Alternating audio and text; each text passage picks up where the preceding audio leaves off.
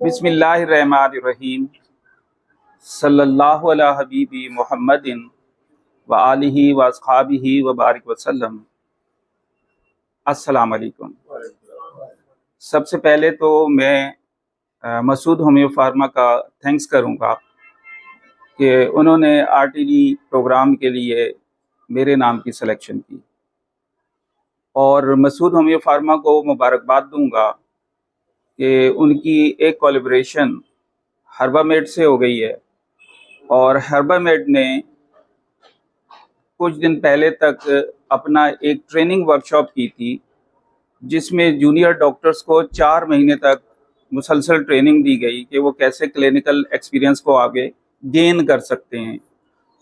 तो वो जो उनका ट्रेनिंग वर्कशॉप थी, इत्तफाक से उसका इंस्ट्रक्टर जो था वो मैं ही था। आज मुझे यहाँ जो टॉपिक दिया गया है वो है एलर्जिक रेनाइटिस। रेनाइटिस को पहले डिस्कस कर लें। रेनाइटिस का सिंपल सा मतलब है नेजल इन्फ्लेमेशन।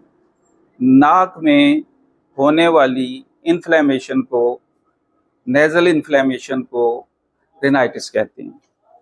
जब हम नोज नाम लेते हैं तो दरहकीकत हम कह रहे होते हैं, दो ओपनिंग का नाम आ रहा होता है जिसको हम नेजल ओपनिंग कहते हैं, उसके साथ ही साथ एक कैविटी का जिक्र आता है जिसको नेजल कैविटी कहते हैं।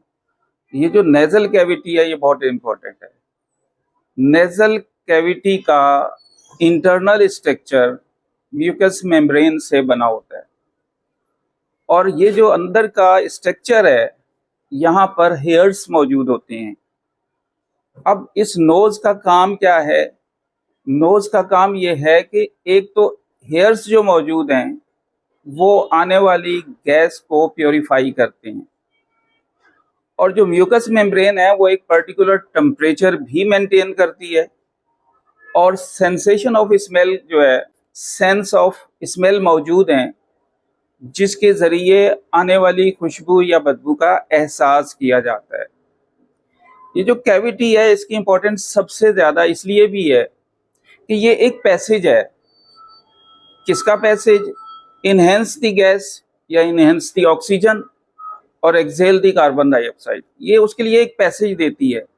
जो हम ब्रीथिंग करते हैं, जो हम सांस लेते हैं, सबसे पहले नोज से होता हुआ ही वो फिर ब्रोनकास, ब्रोनकाई और आखिर में लंग्स में पहुंचकर एल्विलाइज में जाता है, जहां गैसेस का एक्सचेंज होता है, और फिर दोबारा से उसी रास्ते से वहां प्रोड्यूस होने वाली कार्बन डाइऑक्साइड को इसी नोज के जरिए एग्जिट किया जाता है।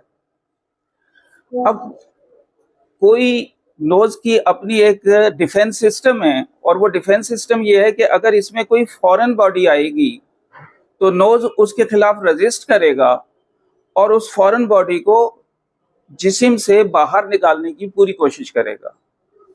मिसाल के तौर पर अगर हम डस्टी एरिया में चले जाते हैं, डस्ट का कोई पार्टिकल जाता है तो हमें फौरी तौर पर स्नीजिंग शुरू हो जाती है। ये नोज का कैरेक्टर है कि वो उस फॉरेन बॉडी को जिस्म से खारिज करना चाहता है। लेकिन ये फॉरेन बॉडी मुख्तलिफ चीज़ें हो सकती हैं। मिसाल के तौर पर वायरस हो सकता है, मिसाल के तौर पर बैक्टीरिया हो सकता है, और ये भी हो सकता है कोई एलर्जिक पार्टिकल हो। अगर तो वायरस पहुंचा है तो वायरस की केमिस्ट्री को न्यूट्रलाइज करने के लिए हमारी नोज एक सेक्रीशन खारिज करती है। जब भी कोई फॉरेन बॉडी नोज में जाएगी तो उसके रिफ्लेक्सेस कुछ इस तरह से बनते हैं कि आपकी नोज प्रोड्यूस करना शुरू कर देगी उस एलर्जन के खिलाफ, या उस टॉक्सिक सब्सटेंस के खिलाफ, या उस फॉरेन बॉडी के खिलाफ। और इनके रिएक्शन से एक केमिकल प्रोड्यूस होता है जिसे हिस्टामिन कहते हैं। अब ये हिस्टामिन जो है अगर म्यूकस मेम्ब्रेन पर एक्ट करता है तो म्यूकस मेम्ब्रेन अपनी एक सेक्रीशन खारिज करना शुरू कर देती हैं। लिहाजा जब भी नोज में कोई फॉरेन बॉडी जाएगी तो नोज की जो सेक्रीशन है वो शुरू हो जाती है। यही तो रेनाइटिस है, यही तो इन्फ्लेमेशन है। जब भी आईटीएस आ जाता है तो ये इशारा होता है कि इन्फ्लेमेशन की बात हो रही है। तो रेनाइटिस इन्फ्लेमेशन का मतलब होता है कि नोज से रिलेटेड इन्फ्लेमेशन है, यानी नाक के अंदर इन्फ्लेमेशन हो गई है, सोजिश हो गई है। तो जैसे ही फॉरेन बॉडी नोज के अंदर पहुंची, सेक्रीशन शुरू हो गई, और उस सेक्रीशन का रिजल्ट क्या होता है कि हमारी नोज वाटरी हो जाती है। नाक से वो एक लिक्विड जो है वो बहना शुरू हो जाता है, वाटरी हो जाती है। इसी तरीके से चूंकि नोज का कनेक्शन अंदर की तरफ थ्रोट से भी है, आईज से भी है, और उसके साथ ही साथ इसी नोज का कनेक्शन जो है आपके जिस्म या चेहरे के ऊपर, नोज के राइट लेफ्ट साइड पे और फॉरन पे कुछ कैविटीज होती हैं जिनको साइनोसिस कहते हैं, उनसे भी है। तो जैसे ही फॉरेन बॉडी पहुंची तो नोज के रिएक्शन में वो जो वाटरी डिस्चार्ज है न सिर्फ नोज से खारिज होना शुरू होता है, बल्कि नोज के साथ ही साथ आईज से भी वो वाटरी डिस्चार्ज जो है वो खारिज होना शुरू हो जाता है। और जब बात ज्यादा बढ़ जाए तो थ्रोट से भी कुछ म्यूकस जो है वो आना शुरू हो जाता है। जब ये म्यूकस आता है तो ये भी हो सकता है नोज के अंदर जो सिम्टम्स प्रोड्यूस हों, एक तरफ तो वाटरी डिस्चार्ज है, लेकिन दूसरी तरफ ये हो सकता है कि वहां पर बर्निंग शुरू हो जाए, जलन शुरू हो जाए। ये भी हो सकता है वहां इचिंग शुरू हो जाए, खारिश शुरू हो जाए। और न सिर्फ नोज के अंदर ये पॉसिबिलिटीज हैं, बल्कि नोज के साथ ही साथ आईज के अंदर भी ऐसा मुमकिन है कि आईज के अंदर जो है वो इन्फ्लेमेशन हो जाए और आईज से भी वाटरी डिस्चार्ज शुरू हो जाए और आईज रेडनेस की तरफ चली जाएं, या आईज से भी बर्निंग सेंसेशन जो है वो सामने आना शुरू हो जाए। तो ये सब कुछ एक तो मुमकिन है किससे, कोई वायरस आ गया, कोई बैक्टीरिया आ गया, और दूसरी सूरत ये है कि कुछ लोग किसी पर्टिकुलर सब्सटेंस से ओवर सेंसिटिव होते हैं। मिसाल के तौर पर धुएं में चले गए, स्मोकी एरिया में गए, तो एक शख्स जो है वो न्यूट्रल है, उसे कुछ भी नहीं हो रहा, लेकिन एक दूसरा जो है वो जाने से पहले ही डर रहा था, लेकिन जैसे ही स्मोकी एरिया में पहुंचा तो फौरी तौर पर उसे नीजिंग शुरू हो गई। इसका मतलब ये हुआ कि वो स्मोक से ओवर सेंसिटिव है, जिसको हम मेडिकल टर्मिनोलॉजी में हम कहते हैं कि ये स्मोक से एलर्जिक है। तो एलर्जिक सब्सटेंस में स्मोक हो सकता है, डस्ट हो सकती है। ज्यादातर लोग डस्ट सेंसिटिव होते हैं, डस्ट एलर्जिक होते हैं। अब ये डस्ट होती कहाँ है? एटमॉस्फेयर में मौजूद है, कम है, लेकिन जो हमारे कारपेट्स होते हैं वहां ये डस्ट बहुत ज्यादा मौजूद होती है। डस्ट कारपेट पर चलने से, कारपेट को साफ करने से डस्ट जो है वो एवोपरेट करती है, उड़ती है, इस एटमॉस्फेयर में आ जाती है, और ब्रीथिंग के जरिए हमारे फर्स्ट जो जंक्शन है वो नोज है, नोज में पहुंच जाती है। इसी तरीके से अगर हमारे जो बेड कवर्स हैं, जिन्हें हम बेडशीट्स कहते हैं, उनमें डस्ट मौजूद होती है। हमारे जो पिलोज हैं, तकिए जो हम इस्तेमाल करते हैं, उनमें डस्ट भी मौजूद है। और उसके साथ ही साथ पिलोज में आजकल आपको पता है कि पिलो जो है वो फर से भी बनाए जा रहे हैं, तो फर खुद एलर्जिक प्रोड्यूस करते हैं। तो ये सारी वो चीजें हैं कि जिनके जरिए ओवर सेंसिटिव लोगों को एलर्जी हो जाती है। एलर्जी की वजह से जब रेनाइटिस होता है तो हम उसका नाम रख देते हैं एलर्जिक रेनाइटिस। एलर्जिक रेनाइटिस का जो सबसे बड़ा सोर्स है वो है पोलिन। जिस वक्त पोलिन बनना शुरू होते हैं उस वक्त एलर्जिक पेशेंट सबसे ज्यादा परेशान होता है। पोलिन क्या है? पोलिन बेसिकली जो है वो मेल स्पर्म्स हैं प्लांट्स के, और उन्होंने एक प्लांट से दूसरे प्लांट में जाना है या एक ही प्लांट के दूसरे फ्लावर तक जाना है ताकि फर्टिलाइजेशन हो सके। तो वो नेचर ने उनके लिए ये एक सिस्टम रखा है कि या तो वो इंसेक्ट के जरिए एक प्लांट से दूसरे प्लांट में जाएंगे, या हवा से उड़ते हुए ये जो पोलिन्स हैं वो एक जगह से दूसरी जगह ट्रांसफर होते हैं ताकि पोलिनेशन हो सके, ताकि फर्टिलाइजेशन हो सके, ताकि प्लांट्स अपने आगे के प्लांट्स के लिए सीड प्रोड्यूस कर सकें या अपना फ्रूट प्रोड्यूस कर सकें। तो पोलेंस की तादाद बहुत ज्यादा होती है क्योंकि एटमॉस्फेयर के जरिए, हवा के जरिए उन्होंने एक जगह से दूसरी जगह जाना है, इसलिए पोलेंस अपनी तादाद में बहुत ज्यादा होते हैं। एक बात। दूसरी बात यह है कि पोलेंस अपने वेट में थोड़े से ज्यादा हैं। तीसरी बात यह कि ये वेट होते हैं, थोड़े से गीले होते हैं, थोड़े से इनमें नमी मौजूद होती है। ये वो सारी चीजें हैं कि जिससे पोलन से सेंसिटिव पेशेंट ओवर सेंसिटिव हो जाता है। जब पोलेंस की तादाद जो है वो बहुत बढ़ जाती है, उस वक्त ये पेशेंट सबसे ज्यादा डिस्टर्ब होता है। यानी इसमें रिनाइटिस के साथ साथ कॉम्प्लिकेशन आना शुरू हो जाती हैं। अब अगर हम कॉम्प्लिकेशन की बात करें तो उनमें एक बड़ी जो कॉम्प्लिकेशन है वो है एस्मा। दमे की कैफियत बन जाती है, सांस लेने में मुश्किल हो जाती है, ब्रीथिंग डिफिकल्टी आ जाती है। चूंकि इन्फ्लेमेशन नोज के अंदर इतनी ज्यादा हो गई है कि ब्लॉकेज फील हो रही है, तो फर्स्ट स्टेप पे ही ब्लॉकेज है, तो आगे सांस कैसे जाएगी। तो सांस लेने में सबसे ज्यादा ट्रबल होती है। जो पोलन एलर्जिक होते हैं अपने खास पीरियड में वो बहुत ही ज्यादा जो है इस की वजह से अपने आप को जो है ट्रबल में फील करते हैं। तो कॉम्प्लिकेशन में एक कॉम्प्लिकेशन हमारे सामने आई है और वो है ब्रीथिंग डिफिकल्टी या एस्मा।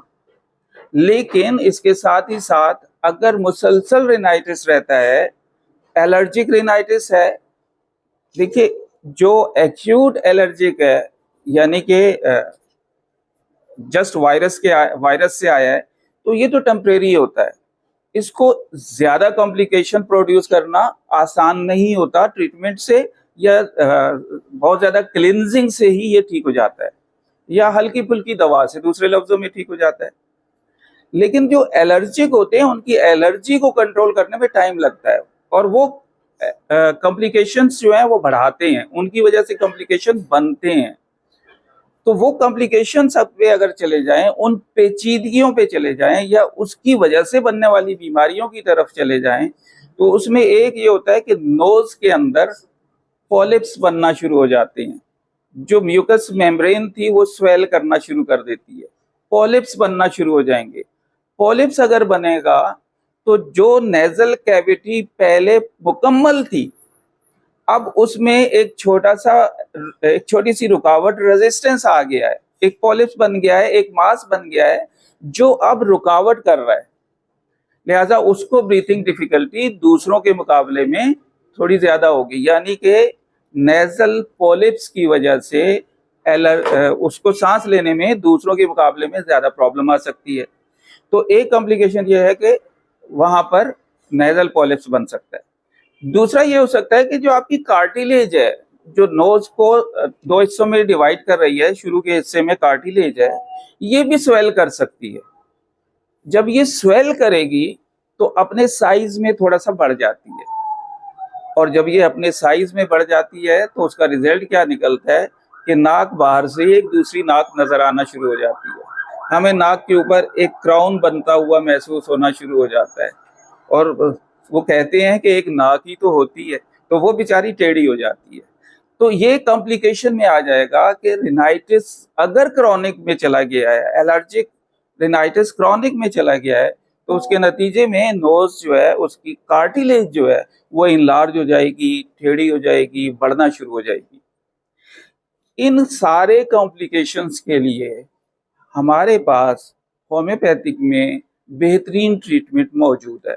रिनाइटिस या एलर्जिक रिनाइटिस का होम्योपैथिक में बेहतरीन ट्रीटमेंट मौजूद है। रिनाइटिस एक्यूट है या क्रॉनिक है, जिस वक्त रिनाइटिस का अटैक हुआ है, आपके पास बिल्कुल सिंपल सी मेडिसिन है जो आपके किचन में रफ यूज होती है क्रूड हालत में, लेकिन आप उसे पोटेंटाइज हालत में इस्तेमाल करते हैं, और वो है नेट्राम्योर। नेट्राम्योर देने से रिनाइटिस बहुत तेजी के साथ, बहुत अच्छे अंदाज में कवर करता है। कैसे कवर करता है कि रिनाइटिस की वजह से अगर नोज वाटरी है, आईज वाटरी हैं, तो साथ इन्फ्लेमेशन बढ़ने की वजह से थोड़ा सा फ्लू में पेशेंट भी चला जाता है। थोड़ा सा फीवर में भी चला जाता है। पर्टिकुलर टाइम में फीवर जो है वो हो सकता है, पर्टिकुलर टाइम में फीवर खत्म हो सकता है। तो इन सारे कॉम्प्लिकेशंस को नेट्रम्योर अकेली ऐसी दवा मौजूद है आपके पास जो कवर कर सकती है, और नेट्रम्योर जैसे ही उसकी जुबान पे पहुंचती है उसे रिलैक्स होना शुरू हो जाता है। दूसरी बात, अगर तो स्नीजिंग बहुत ज्यादा बढ़ी हुई है और स्पेशली रात के वक्त स्नीजिंग जो है वो बहुत ज्यादा बढ़ी हुई है, तो फिर आपके पास जो है एक सिंपल मेडिसिन मौजूद है और उसे हम नाम देते हैं सबाडेला। सबाडेला देने से पेशेंट जो है वो रिलैक्स होना शुरू हो जाता है। इन्फ्लेमेशन किसी भी सूरत में अगर वो एक्यूट है, यानी अभी शुरू ही हुई है, चाहे वो नोज में है चाहे कहीं भी है, इन्फ्लेमेशन स्टार्टिंग फेज में है, एक्यूट फेज में है, तो एक्यूट फेज में इन्फ्लेमेशन के लिए आपके पास जो पहली मेडिसिन आती है उसका नाम है फेरमफास। एक्यूट इन्फ्लेमेशन जहां कहीं हो, आपके पास पहली दवा फेरमफास मौजूद है। आप फेरमफास शुरू में ही देकर कॉम्प्लिकेशंस को कवर कर सकते हैं। लेकिन इसी एक्यूट इन्फ्लेमेशन की एक और दवा भी आपके पास रफ यूज होती है, और हर डॉक्टर उसे तो कमोबेश रफ यूज करता है, और फर्स्ट ईयर के कोर्स में भी मौजूद है। अगर कोई नाम देना चाहे तो दे सकता है। एक सिंपल सी मेडिसिन है एलियम सिपा। एलियम सिपा, जब एक्यूट इन्फ्लेमेशन की बात आ जाएगी तो आपके पास बड़ी दवा, ये तो एलियम सिपा नाम आया ना, ये बहुत बड़ा नाम है। मैं इस पर अभी आपको वजाहत भी करता हूँ। बहुत अच्छा नाम दिया, बहुत बड़ा नाम है, बहुत अच्छे रिजल्ट्स देती है। स्नीजिंग जैसी भी हो, अगर आपने पेशेंट कह रहे हैं कि जी मैंने तो किसी उस तकरीब में, शादी ब्याह में जाना है और मुझे जो है वो बहुत ही ज़्यादा स्नीजिंग हो रही है और बहुत ज़्यादा वाटरी डिस्चार्ज हो रहा है थ्रू नोज, तो एलियम सिपा नाम आया, बड़ा नाम है। आप उसके हाई डोज में कोई एक ड्रॉप उसकी जुबान पे डायरेक्ट टपकाइए और कहिए जाइए, वो पेशेंट कम से कम वो प्रोग्राम इजीली गुजार लेगा। एलियम सिपा नो डाउट बड़ी दवा है। कि मैं ये लफ्ज इस्तेमाल कर रहा था एक्यूट इन्फ्लेमेशन, इन्फ्लेमेशन के नाम पर हमने दवा को ढूंढना है, तो वो दवा हमारे पास है एकोनाइट। रफ यूज है हमारी दवा। एकोनाइट भी हमारी एक्यूट इन्फ्लेमेशन की है, और इसी तरीके से फेरमफास भी हमारी एक्यूट इन्फ्लेमेशन की है। एकोनाइट अगर क्रॉनिक हो जाए तो क्या होती है दवा? वो दवा होती है रस्टॉक्स। लेकिन फेरमफास जब क्रॉनिक हो जाती है तो फिर हमारी दवा क्या होती है? वो होती है कालीम्योर। यानी यही चीज, थोड़ी सी इन्फ्लेमेशन थोड़ी सी आगे बढ़ गई है, थोड़ा सा क्रॉनिक की तरफ गई है, फुली क्रॉनिक नहीं, फिर तो कॉम्प्लिकेशन है, फिर आपको पर्टिकुलर रेमेडी भी ढूंढनी है। और अगर आपकी समझ में कुछ नहीं आ रहा कि हम इस वक्त क्या करें, तो फिर आपके पास एक HR नंबर 9 मौजूद है, आप रफ यूज कीजिए, आप अपने पेशेंट को रिलैक्स कर लेंगे। तो बात हो रही थी कि एक्यूट इन्फ्लेमेशन में फेरमफास, और इसी की क्रॉनिक हो गई है तो फिर आपके पास कालीब्योर मौजूद है। कॉम्प्लिकेशन में या रिनाइटिस में या एलर्जिक रिनाइटिस में और क्या क्या पॉसिबिलिटीज हो सकती हैं? और पॉसिबिलिटीज में मैंने आपको बताया कि अंदर पॉलिप्स बन सकता है, गोश बन सकता है जो रेजिस्टेंस करेगा सांस लेने में।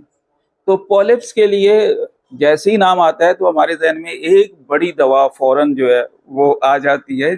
लिपसिंग से अंदाजा हो गया कि इस दवा का नाम लिया जा रहा है, लेकिन मैं एक और दवा देना चाह रहा हूँ जो पहली रेमेडी होगी। इसकी खूबी ये होती है कि पॉलिप्स को भी रिड्यूस करेगी, इचिंग को भी रिड्यूस करेगी, और वो दवा है हमारे पास ट्यूक्रियम के नाम से। दोनों ही टी से शुरू होती हैं, बहन भाई हैं, दोनों मिला के भी दे सकते हैं, ट्यूक्रियम और थूजा। ट्यूक्रियम उस कॉम्प्लिकेशंस को बहुत, यानी उस पॉलिप्स को रिड्यूस करने में एक बड़ा नाम है। ट्यूक्रियम को लोकली भी यूज करते हैं और ओरली भी यूज करते हैं। अगर लोकली यूज हो रही है तो जाहिर सी बात है मदर टिंचर में यूज करेंगे, और अगर इंटरनल आप देना चाहते हैं तो पोटेंसी की शक्ल में देंगे। तो आप पर डिपेंड करता है उस वक्त आपका फैसला जो है वो क्या है पॉलिप्स से रिलेटेड, कि आपने उसे मतलब मदर टिंचर पे ले जाना है या और मदर टिंचर में ट्रस्टेबल मुझे जो स्टेज दिया गया है, ज़ाहिर है मैं मसूद पे एक ट्रस्ट करता हूँ मदर टिंचर के रेफरेंस से। और आप मसूद का मदर टिंचर जो है ट्यूक्रियम यूज़ कर सकते हैं। तो ट्यूक्रियम उसको रिड्यूस करने में, उसकी स्वेलिंग को कम करने में बहुत ज़्यादा हेल्पफुल हो जाता है। एक और कॉम्प्लिकेशन आपको दिया गया था कि कॉम्प्लिकेशन में ये भी हो सकता है कि ये हड्डी बढ़ जाए। एलर्जिक रेनाइटिस है, रिनाइटिस है, क्रॉनिक हो गया है, हड्डी बढ़ चुकी है, कॉम्प्लिकेशन हो गया है, तो फिर हमारे पास एक सादी सी दवा है, नाम बड़ा अच्छा है उसका, लिग्नामाइन। देखिए अच्छे अच्छे नाम आ रहे हैं। जाहिर है कि ये तो डिस्कशन है ना, राउंड टेबल डिस्कशन है। ये सारी रेमेडीज जो आ रही हैं ये हेल्पफुल हैं, लेकिन आपके पास एक जो सेफ साइड रेमेडी और है वो है आपके पास हकला लावा। हकला लावा बढ़ी हुई हड्डी को बड़ी तेजी के साथ नीचे लाती है, तो आप हकला से फायदा उठा सकते हैं। हकला लावा से फायदा उठा सकते हैं। ये उस कार्टिलेज को जो है वो रिड्यूस करने में बहुत ज्यादा हेल्पफुल होती है। और अगर ये कॉम्प्लिकेशंस बढ़ चुका है और अब इधर इस तरफ जो है वाटरी डिस्चार्ज है, तो दूसरी तरफ ब्रीथिंग डिफिकल्टी भी आ गई है, कफिंग भी शुरू हो गई है, तो ऐसी सूरत में, या पोस्ट नेजल डिपिंग भी शुरू हो गई है, यानी हलक के अंदर भी बलगम जो है वो गिरना शुरू हो गया है, तो इन सारी चीज़ों को आप फिर कवर कर सकते हैं अरेलिया रेसिमोसा से। अरेलिया आपके पास एक दवा मौजूद है जिसके ज़रिए ये सारे कॉम्प्लिकेशन जो है वो आप कवर कर सकते हैं। मैं समझता हूँ मेरी बात यहाँ तक मुकम्मल हो गई है, जितना टाइम मुझे दिया गया था। आपका कोई क्वेश्चन है तो मैं हाजिर हूँ। देखिए ये एनलार्जमेंट है, इन्फ्लेमेशन है, इनलार्जमेंट है। इनलार्जमेंट रिड्यूस हो जाती है, कार्टिलेज इनलार्ज करती है, कार्टिलेज रिड्यूस भी हो जाती है। ये सिर्फ यहाँ की नहीं, मुख्तलिफ जगह की हड्डियाँ जो है वो बढ़ जाती हैं, ये वाली भी बढ़ जाती हैं, मुख्तलिफ जगह से बढ़ जाती हैं, तो ये वाकई ही रिड्यूस होती हैं। हकला लावा से रिजल्ट्स आते हैं। ज़रूर सपोर्टिंग में तो सब कुछ देना है आपको, सपोर्टिंग में तो देना है। देखिए होम्योपैथिक मेडिसिन पैथोलॉजिकल एंगल पर भी दी जा रही हैं, सिम्टोलॉजी पर तो हमारी बेस है, हमें तो टोटल पढ़ाया ही सिम्टोलॉजी पर जाता है ना, तो सिम्टोलॉजी पर तो देनी ही देनी है, लेकिन पैथोलॉजिकल एंगल पर भी देनी है। तो आप हकला लावा जो है वो पैथोलॉजिकल एंगल पर दे रहे हैं पेशेंट को, और सिम्टोलॉजी बेस पर उस वक्त फैसला लीजिए कि आपके नज़दीक कौन सी रेमेडी जो है वो ज़्यादा बेहतर है। अच्छा, ये वो सवाल है जो हर जगह मौजूद होता है कि हम पोटेंसी जो है वो कौन सी इस्तेमाल करें। जैसे हकला लावा पे बात आ रही है, देखिए एक रेमेडी आपने लॉन्ग पीरियड देनी है। आपको पता है कि ये रिजल्ट्स जो है वो दिनों में तो नहीं आएंगे। बढ़ी हुई हड्डी जो है, अगर ये समझें कि एक विजिट पे पेशेंट ठीक हो जाएगा, तो ये तो सोच हो सकती है, इससे आगे कुछ नहीं। रिड्यूस होने में उसे टाइम चाहिए। चूंकि आपने एक रेमेडी लॉन्ग पीरियड देनी है, तो आप सेफ साइड दीजिए, पोटेंसी जो दीजिए वो सेफ साइड दीजिए, और सेफ साइड पोटेंसी ही अब अवेलेबल है, उससे नीचे की पोटेंसी अवेलेबल ही नहीं है, और वो है 30।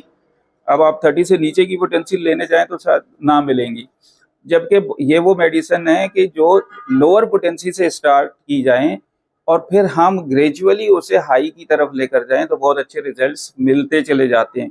क्योंकि कोई भी रेमेडी एक खास पीरियड के बाद रेजिस्ट हो जाती है, इम्यून हो जाती है, तो फिर उस पोटेंसी को आपको ग्रेजुअली आगे की तरफ जो है वो बढ़ाना है, अपग्रेड करना है। आप पोटेंसी बढ़ाएंगे तो आपकी 30 से स्टार्ट लीजिए, और जब आप ये देखें कि नहीं आप पोटेंसी चेंज करने की ज़रूरत आ गई है, जो हम रिजल्ट लेना चाह रहे थे वो अब एक जगह आकर स्टिल हो गए हैं, तो रिजल्ट्स तो हमने गेन करने हैं, रिजल्ट्स तो बढ़ाने हैं, तो फिर आप उसको 200 पर ले जा सकते हैं। क्वेश्चन अच्छा ये है कि क्या 200 हम रिपीट भी कर सकते हैं? तो अब इसका जवाब ये है कि अगर आपके पास पेशेंट बहुत ज़्यादा तकलीफ में आ गया है, पेशेंट की कंडीशन बहुत ज़्यादा वर्स हो रही है, और आप ये कहें नहीं जी हमने तो 200 पढ़ा था, हफ्ते में एक से ज़्यादा डोज नहीं देना, तो यहाँ गलत हो जाएगा। फिर आपने पढ़ा था चलो बहुत मजबूरी है, चलो एक दिन में एक डोज दे दो, यहाँ भी गलत है। यहाँ अब आपको 200 भी रिपीट करनी है, और एक अच्छा प्रैक्टिशनर इससे आगे के डोज को भी रिपीट कर लेता है जल्दी, लेकिन वो डिपेंड करता है उसकी अपनी प्रैक्टिस, अपने एक्सपीरियंस पर। जो न्यू कमर्स हैं उनको बहरहाल 30 ही कहा जाता है, या मैक्सिमम 200 तक ले जाया जाता है, वरना हर पोटेंसी आपके लिए है। और नैश तो कहता है कि नैश लीटर अपने बुक में कहता है कि भाई मैं तो उसको डॉक्टर ही नहीं मानता जो लो पोटेंसी यूज करता है, वो देता ही हाई डोज है। तो हर पोटेंसी अपने रिजल्ट्स जो है वो रखती है, हर पोटेंसी को यूज किया जा सकता है, रिपीटेशन डिपेंड करता है आपके एक्सपीरियंस पर। जी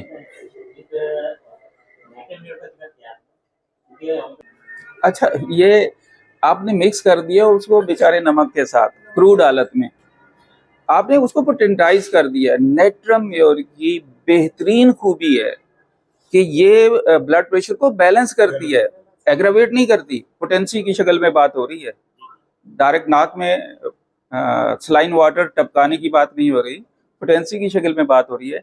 पोटेंसी की शक्ल में नेट्रम म्योर ब्लड प्रेशर को बैलेंस करती है। ब्लड प्रेशर के पेशेंट को दे सकते हैं आप, हाँ, बल्कि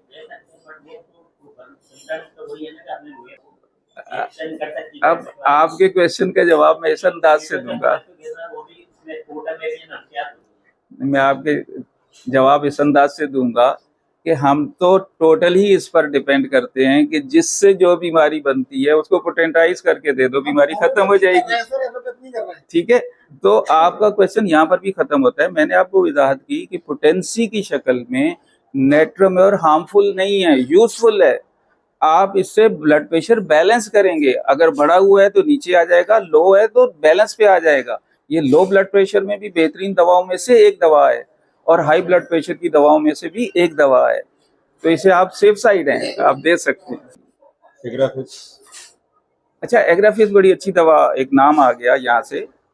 एग्राफिस में ये होता है कि बैक वक्त नोज भी बह रही होती है, आईज भी, और रेडनेस दोनों जगह मौजूद होती है। उसके साथ ही साथ एग्राफिस की एक खूबी ये है कि आपका जो अपर पैलेट है ना, वहां पर भी इचिंग हो रही होती है अंदर की तरफ। पेशेंट आके कहता है ये तालू में खारिश हो रही है, बच्चा तो उंगलियां ही मारता रहता है, खारिश हो रही होती है, पैलेट में भी खारिश हो रही होती है, तो वहाँ एग्राफिस सिंगल रेमेडी बहुत अच्छा काम करती है। बहुत शुक्रिया जी।